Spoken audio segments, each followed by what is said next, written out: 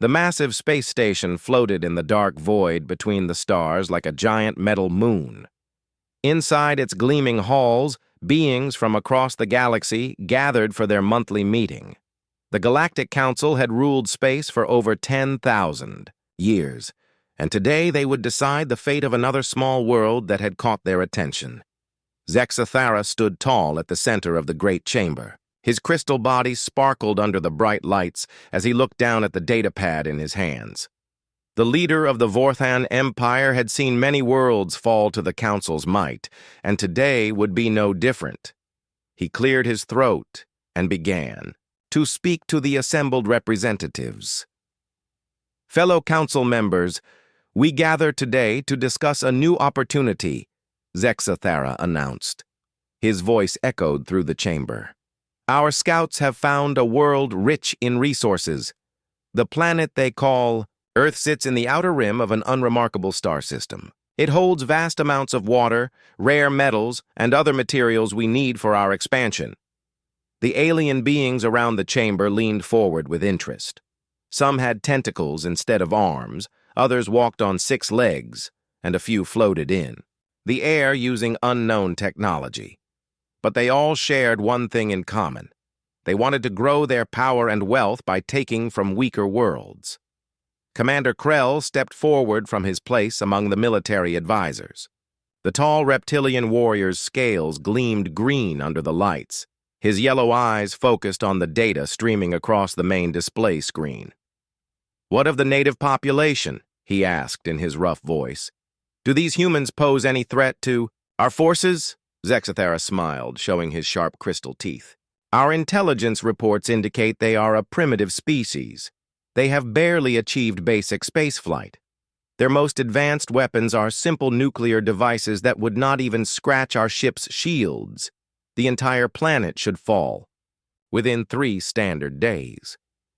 The chamber filled with the sounds of approval from the various alien species. Some clicked their claws together, others made buzzing noises, and a few stamped their feet on the metal floor. The idea of an easy conquest always excited the council members. "The humans appear to spend most of their time fighting among themselves," continued Zexathara, reading from his reports.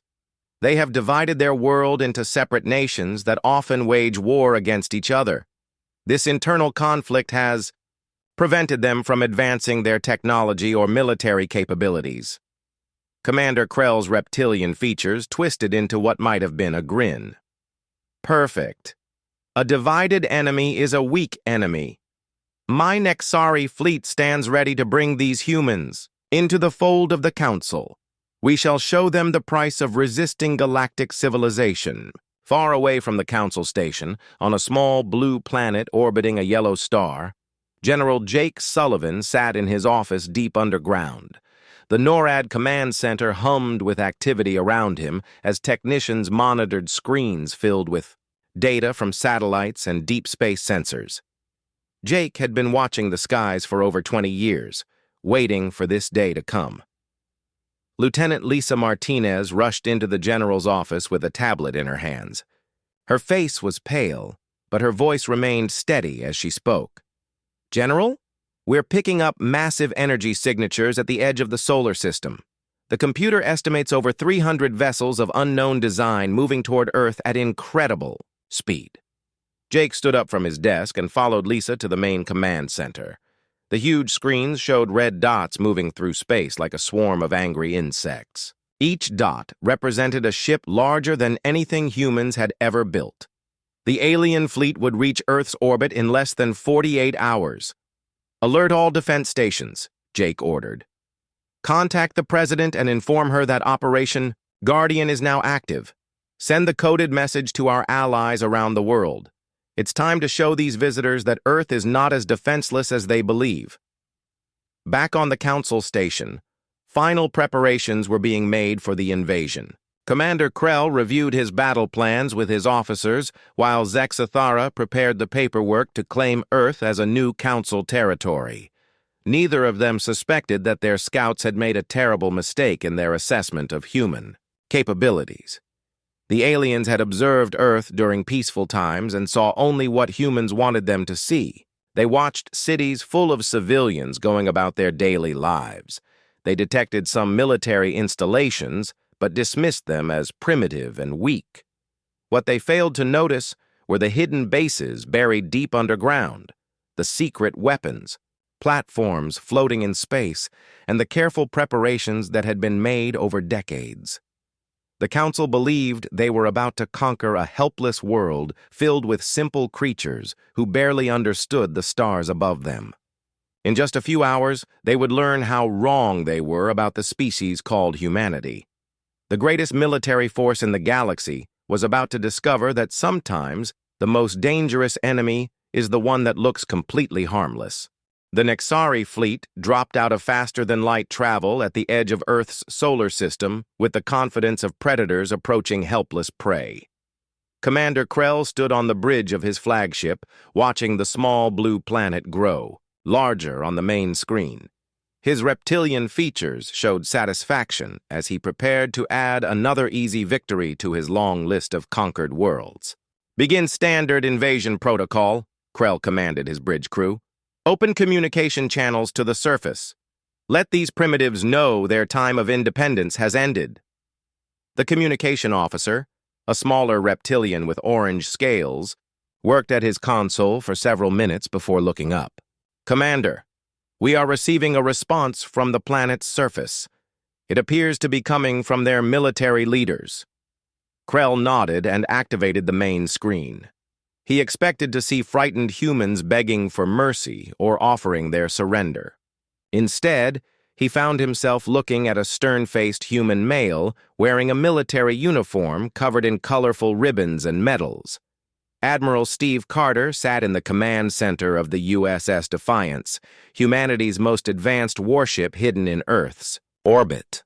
His weathered face showed no fear as he stared directly at the alien commander. Behind him, dozens of human officers worked at their stations, preparing for the battle they knew was coming. "This is Admiral Carter of the Earth Defense Force," Steve said in a calm voice. "You have entered our solar system without permission and with obvious hostile intent. I am ordering you to turn your ships around and leave immediately. This is your only warning."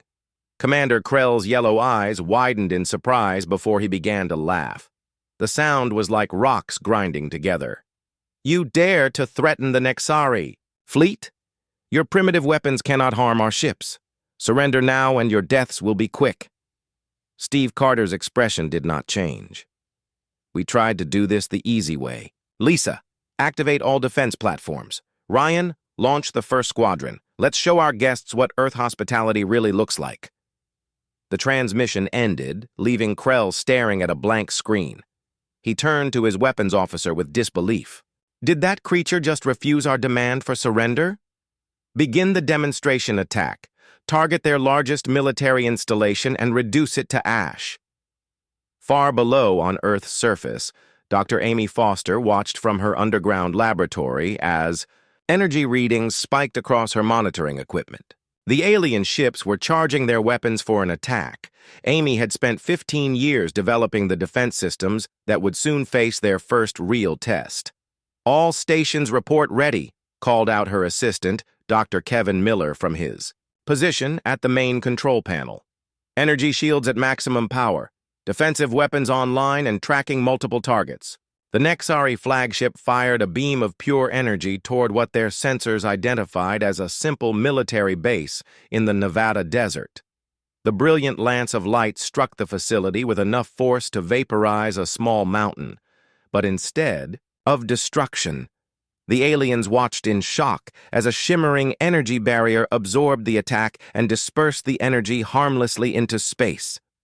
"Impossible," whispered Krell's weapons officer. "Our sensors show no advanced technology on this world. How do they possess energy shield technology?" Before Krell could respond, the human base fired back. A stream of plasma bolts erupted from hidden weapon emplacements and struck the alien ship's hull. Alarms began wailing throughout the Nexari flagship as damage reports flooded in from multiple sections. Captain Ryan Davis led his squadron of 12 fighters away from their hidden base on the far side of Earth's moon. The small ships looked nothing like the primitive aircraft the aliens expected to face. Each fighter was equipped with energy weapons, quantum shields, and propulsion systems that defied the laws of physics as the aliens understood them. "Eagle Squadron to base," Ryan spoke into his helmet microphone. "We have visual contact with the enemy fleet, beginning attack run on the smaller escort vessels." The human fighters moved through space like deadly dancers, their advanced maneuvering systems allowing them to dodge the clumsy fire from the surprised alien ships. Ryan's plasma cannons carved through the armor of a Nexari destroyer, sending it spinning helplessly through space with its engines dead. Lieutenant Lisa Martinez coordinated the defense from her position in the command center. Her screens showed friendly forces engaging alien ships throughout the solar system. What the invaders thought would be a quick conquest was turning into a desperate battle for survival. "General Sullivan, we're receiving distress calls from the alien fleet," Lisa reported. "Their commander is requesting immediate reinforcements from something called the Galactic Council." Jake Sullivan smiled grimly as he watched the tactical display. Red enemy symbols were disappearing one by one as human forces methodically destroyed or disabled the alien ships. "Let them call for help. By the time reinforcements arrive, they'll find nothing but wreckage and a very angry human fleet waiting for them." Commander Krell clutched the arms of his command chair as another explosion rocked his flagship.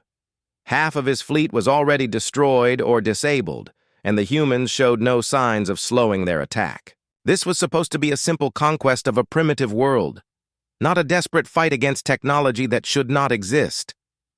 "Send an emergency transmission to the Council," Krell ordered through gritted teeth. "Tell them we have encountered unexpected resistance. Request immediate assistance from the full battle fleet." The communication officer looked up with fear in his orange eyes. "Commander, our long-range communications are being jammed. The humans are somehow blocking all transmissions beyond this star system." As the battle raged in space above Earth, the planet's population remained largely unaware of the conflict.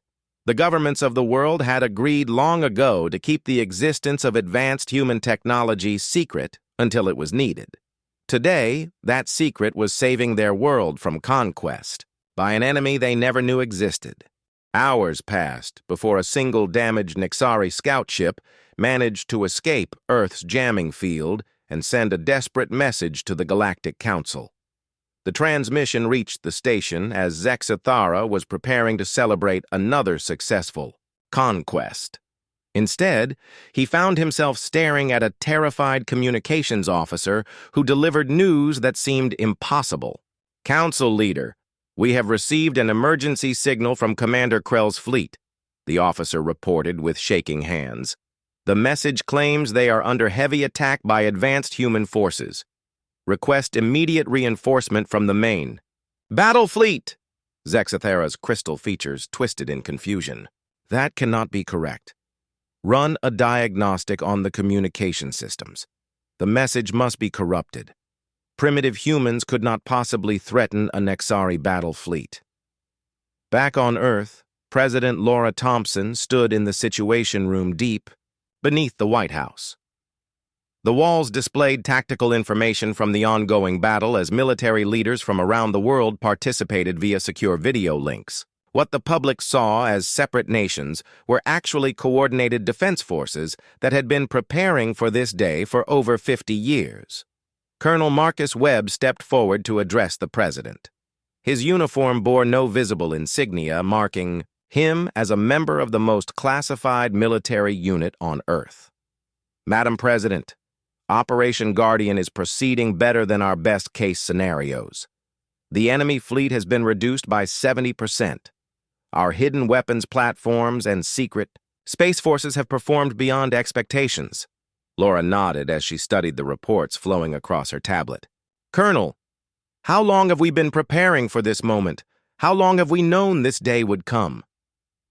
Marcus looked around the room at the faces of people who had dedicated their lives to protecting Earth from threats the public could never imagine. "Since 1947, Madam President. Since the first crashed ship landed in New Mexico, We've been reverse engineering their technology and preparing for the day they would come in force. In orbit around Earth, the real battle was just beginning. Dr. Peter Hayes watched from the bridge of a human ship that officially did not exist as his quantum phase missiles passed through alien shields as if they were made of air. The weapons used principles of science that the Galactic Council had never encountered, making their defensive technology completely useless. "Target their command ship," Peter ordered his weapons officer. "If we can disable their flagship, the rest of their fleet will be in chaos." The missiles struck Commander Krell's ship and passed through its energy barriers before exploding inside the hull. The Nexari commander found himself thrown to the deck as explosions rocked his vessel from within. Damage reports flooded in from every section of the ship. "How is this possible?" Krell demanded as he pulled himself back to his feet. "Our intelligence reports showed these humans barely understand basic physics. They should not possess weapons that can bypass our shields." Captain Sandra Lee led her team of human special forces through the corridors of the damaged alien ship. Their stealth suits made them invisible to alien sensors as they fought their way toward the bridge. Each human soldier carried weapons designed to work against alien biology and technology. "Team Alpha in position," Sandra whispered into her communicator. "We have visual on the bridge, preparing to capture the enemy commander." The human assault team burst through the bridge doors with stunning speed. The alien crew barely had time to reach for their weapons before they found themselves facing humans wearing advanced combat armor and carrying energy weapons that crackled with deadly power.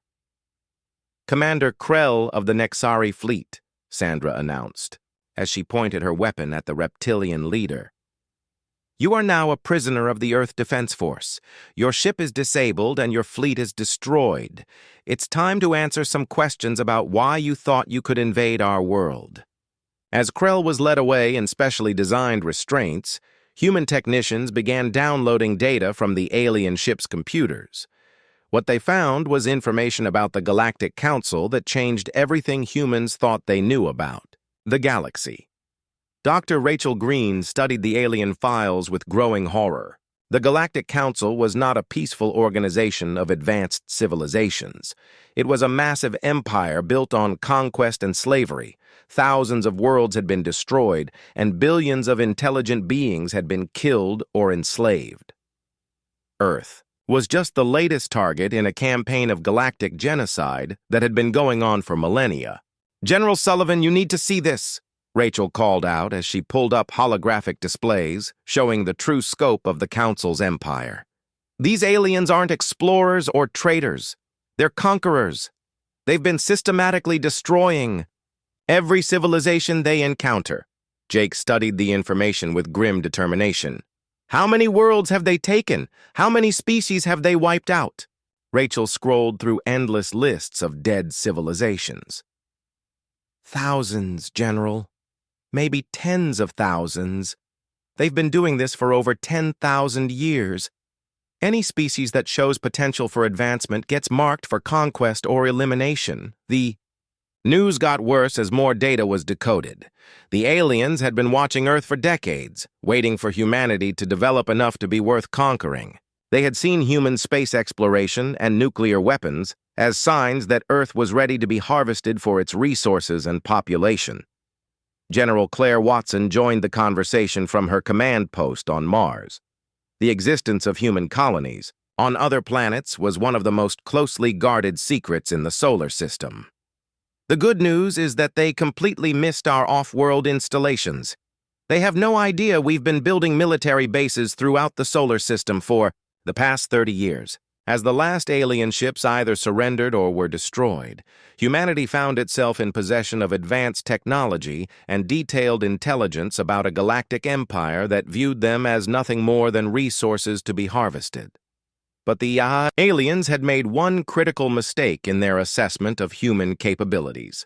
They had observed Earth during peacetime and assumed that what they saw was all that existed. They never detected the massive underground facilities, the hidden space stations, or the secret military programs that had been developing for generations. Most importantly, they had failed to understand the most dangerous aspect of human nature, the ability to appear weak while preparing for war. Deep in the captured alien databases, human intelligence officers discovered the truth about how badly the Galactic Council had misjudged Earth. The alien scout reports painted a picture of a divided world populated by primitive beings who spent their time fighting over resources. What the scouts had completely missed was the carefully orchestrated deception that humanity had maintained for over 70 years. Dr. Kevin Miller led the team analyzing the alien intelligence files in a secure facility beneath the Rocky Mountains. His computer screens displayed comparison charts showing what the aliens thought they knew about Earth versus the reality of human capabilities. The differences were staggering. They observed our major cities during normal peacetime operations. Kevin explained to the assembled military leaders. They saw civilian airports and assumed those were our most advanced aircraft. They detected some nuclear weapons but missed the fact that we stopped building them decades ago because we had developed something much better. General Claire Watson appeared on the main screen from her command post on Mars. Behind her, the red landscape stretched toward a horizon dotted with military installations that the alien scouts had never detected. The enemy scouts completely missed our off-world colonies. They focused their surveillance on Earth itself and never bothered to scan the outer planets thoroughly. Admiral Nancy Clark joined the conversation from her position aboard the flagship of humanity's secret star fleet. The massive vessel hung in space beyond Pluto, surrounded by dozens of other ships that officially did not exist. Our deep space. Sensor networks have been tracking alien movement in this sector for 20 years. We knew they were coming long before they entered our solar system. The scope of human preparations became clear as classified files were shared among the defense leadership. Humanity had not spent the past 50 years developing better ways to kill each other. Instead, they had focused all their advanced research on preparing for the day when Earth would face threats from beyond the stars. Colonel Marcus Webb revealed the existence of Project Looking Glass, a program that had been intercepting and decoding alien communications for decades. We've been listening to their transmissions and learning about galactic politics since the 1980s. We knew about the Galactic Council's expansion plans and their methods of conquest. The aliens had seen human space exploration as primitive and limited to simple chemical rockets. They never detected the advanced propulsion systems that allowed human ships to travel faster than light. Earth's public space program was designed to look impressive to human civilians, while hiding the true extent of human space technology from alien observers. Captain Troy Mitchell reported from his position aboard a human stealth ship that was monitoring the retreating alien vessels.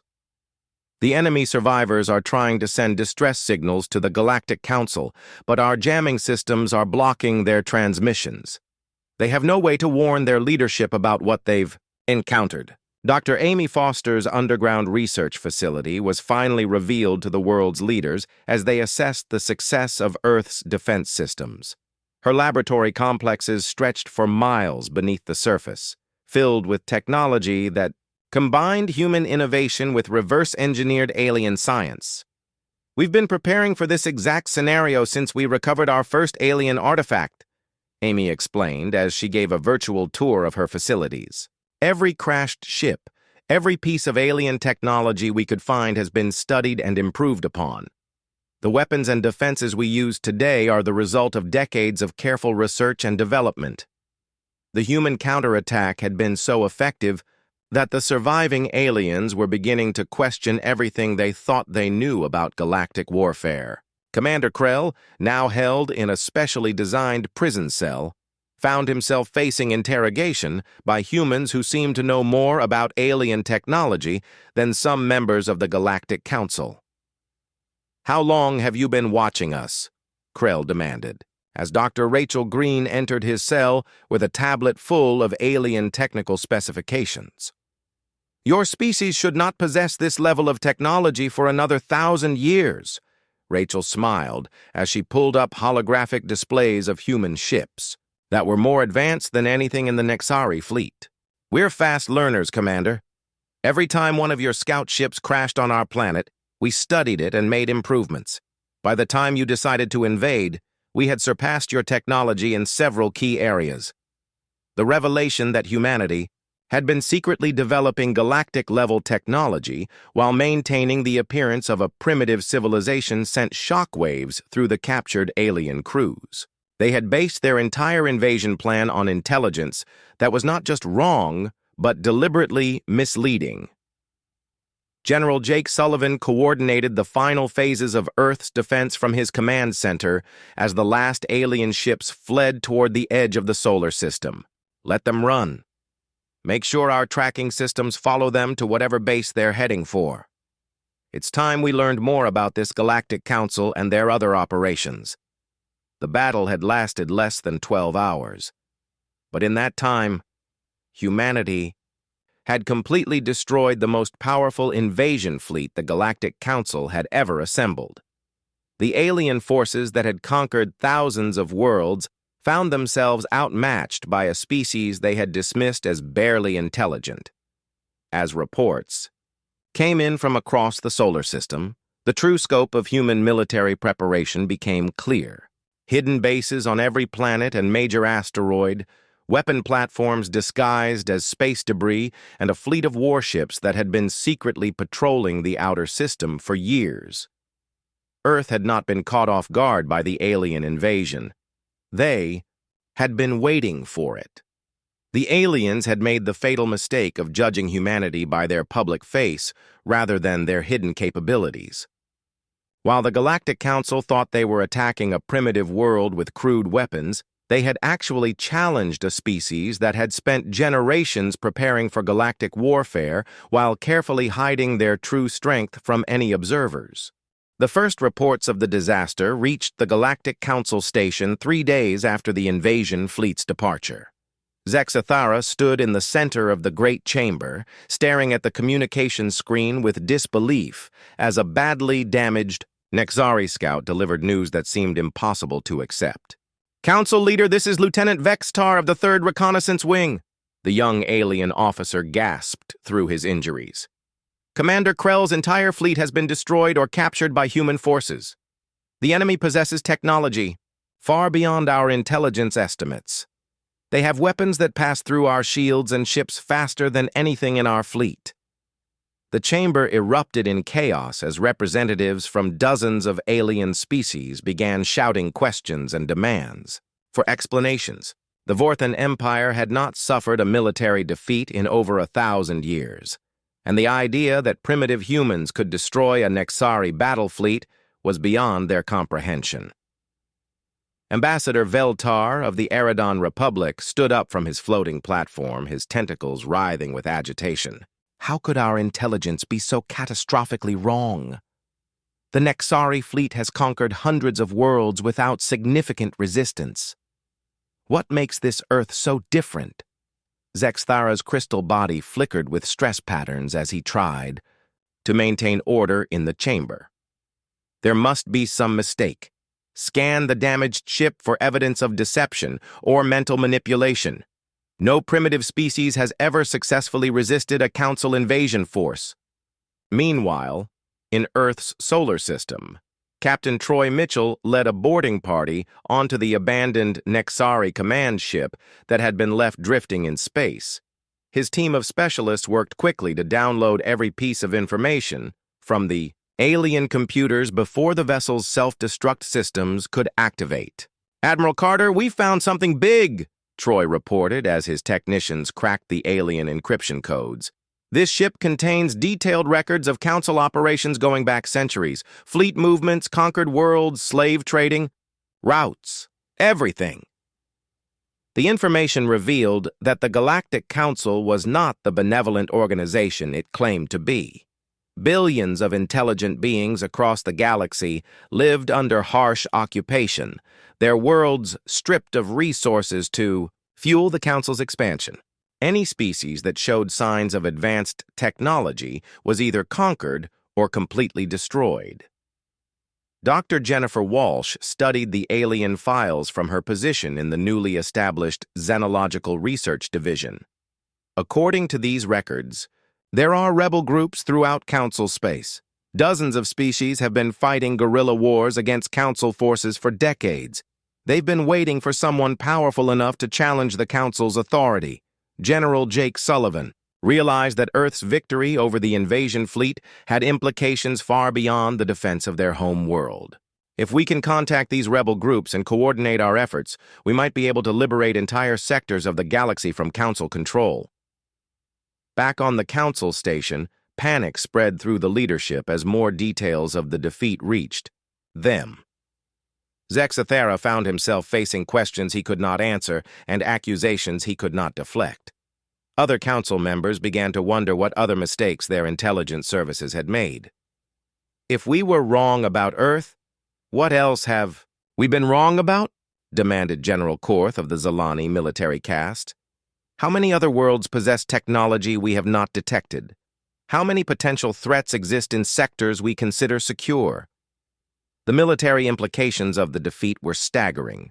The Nexari fleet had been considered the most powerful force in the galaxy, equipped with the latest Council technology and led by experienced commanders. If humans could destroy such a fleet, then no Council operation could be considered safe. Commander Krell, now imprisoned in a human detention facility, found himself being questioned by intelligence officers who knew more about galactic politics than many Council members. Dr. Rachel Green led the interrogation team with a combination of scientific curiosity and military necessity. "Tell us about the rebel movements in Council space," Rachel demanded as she showed Krell images of destroyed alien worlds. "Your own files show that resistance groups are active in dozens of sectors. How many species are fighting against Council? Rule." Krell's reptilian features showed fear as he realized how much humans had learned from captured Council databases. "You do not understand the forces you are challenging. The Council has ruled the galaxy for 10,000 years. Even if you have defeated one fleet, there are thousands more ships and millions of soldiers ready to crush any rebellion." President Laura Thompson addressed the world's leaders in a secure video conference that included heads of state who had been secretly preparing for this day for decades.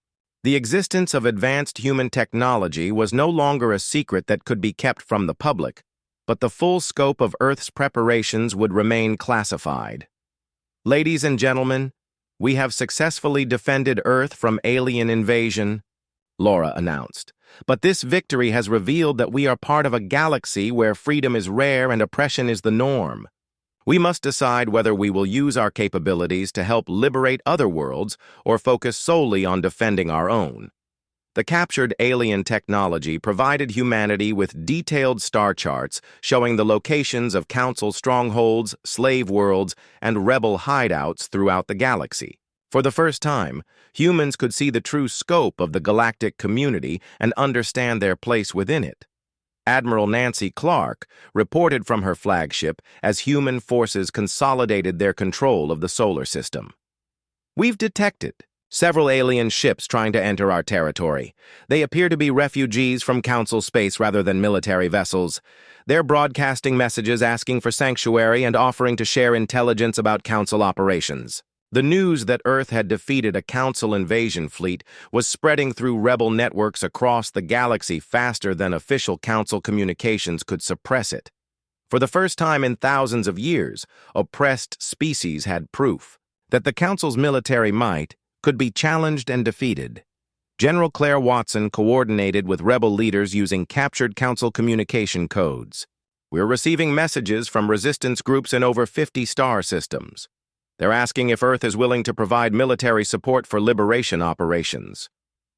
The Galactic Council faced a crisis unlike any in their long history. Not only had they suffered a catastrophic military defeat, but news of that defeat was inspiring rebellions throughout their empire. The species they had dismissed as primitive had become the spark that could ignite a galactic revolution. 6 months after the failed invasion of Earth, the galaxy had changed in ways that the Galactic Council could never have imagined. Admiral Robert King stood on the bridge of the human flagship as it emerged from faster-than-light travel at the edge of the Kepler system, where intelligence reports indicated another Council slave world needed liberation. Communications. Open a channel to the planetary surface, Admiral King ordered. Let's see if the local population is ready to join. The growing rebellion against their oppressors. The liberation of Earth had been just the beginning. Word of humanity's victory over the Nexari fleet had spread through rebel networks across the galaxy, inspiring uprisings on dozens of worlds. The Galactic Council found itself fighting wars on multiple fronts as species they had oppressed for centuries finally found the courage to resist. President Laura Thompson announced the formation of the Terran Confederation during a joint session of the United Nations that was broadcast to the entire galaxy. Representatives from 12 alien species who had broken away from Council control stood beside human leaders as they declared their commitment to galactic freedom. The age of Council tyranny is ending, President Thompson declared. The Terran Confederation will provide protection and support to any species willing to fight for their freedom. We will not allow the galaxy to remain under the boot of oppressors who view intelligent beings as nothing more than resources to be harvested. Dr. Jennifer Walsh led the first human diplomatic mission to the rebel stronghold in the Andromeda sector. Her team included alien refugees who had escaped Council control and human specialists trained in galactic law and politics. Their goal was to coordinate resistance efforts and establish supply lines for weapons and technology. The rebels have been fighting with captured Council equipment for decades, Jennifer reported from her temporary base on a liberated mining world. With human technology and proper coordination, they can move from guerrilla warfare to full military campaigns. The Council's response to the growing rebellion was predictably harsh. Zexathara ordered the destruction of several worlds that had declared independence, but human forces arrived in time to prevent the worst massacres. The sight of human ships protecting alien civilians from Council attack ships sent a powerful message throughout the galaxy. General Jake Sullivan coordinated military operations from the new Strategic Command Center built into an asteroid in the Outer Rim. Human forces had established bases throughout rebel-controlled space, providing training and advanced weapons to resistance fighters who had been outgunned for generations.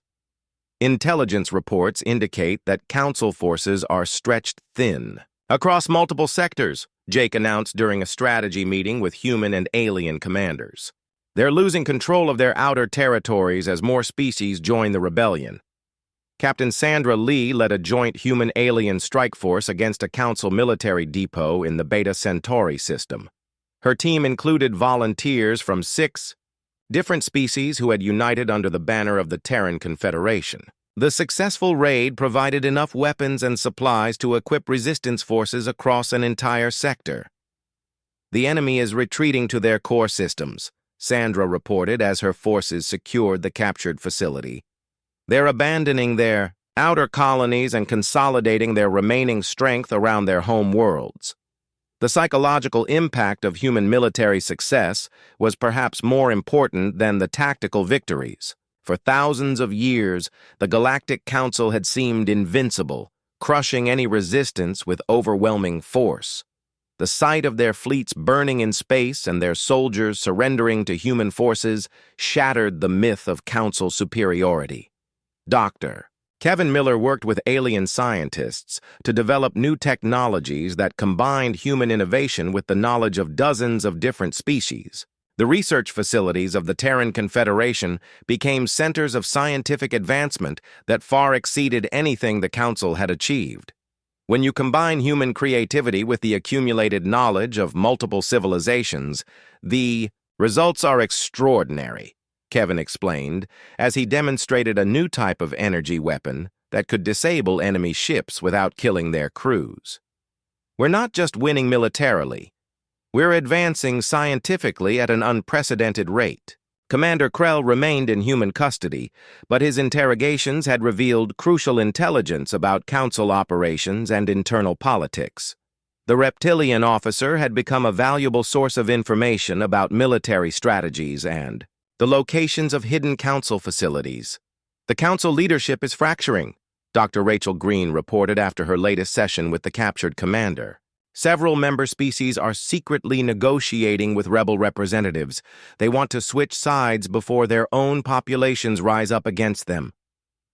The Galactic Council station itself came under attack when a combined force of human ships and rebel fleets emerged from hyperspace around the massive structure. Zexathara watched in horror as the orbital defenses that had protected the station for millennia were systematically destroyed by weapons that should not exist. "Surrender the station, and all Council leadership will be given fair trials," Admiral King announced over the communication system. "Continue to resist, and you will share the fate of the worlds you destroyed." The final surrender came when Zexathara himself was captured trying to escape in a small shuttle. The crystal being who had ruled the galaxy for centuries found himself in a human detention cell, facing trial for crimes against entire civilizations. Colonel Alex Turner led the occupation forces as they secured the Council station and began the process of dismantling the galaxy's oldest dictatorship. The massive structure would be converted into a center for galactic democracy where representatives from free worlds could meet as equals. "This is just the beginning," Alex announced, as he watched the last Council flags being removed from the station's corridors. "We've broken their military power, but rebuilding the galaxy as a free and democratic community will take generations." The transformation was remarkable to witness. Worlds that had been strip-mined by Council forces began to recover with human assistance. Species that had been enslaved for centuries established their own governments. Trade routes that had been controlled by Council monopolies opened to free commerce. Dr. Amy Foster's research teams worked with alien scientists to develop terraforming technology that could restore damaged worlds to habitability. The industrial capacity that the Council had used for conquest was redirected toward reconstruction and development. "We're not trying to replace the Council's empire with our own," President Thompson explained during a galaxy-wide broadcast. "Our goal is to help every species achieve the freedom to determine their own destiny." The final irony was not lost on anyone who had witnessed the transformation. The Galactic Council had attacked Earth because they saw humanity as primitive and weak. Their invasion had awakened a sleeping giant that not only defended itself, but became the catalyst for the liberation of an entire galaxy. The species they had dismissed as barely intelligent had become the guardians of galactic freedom and the builders of a new democratic order among the stars.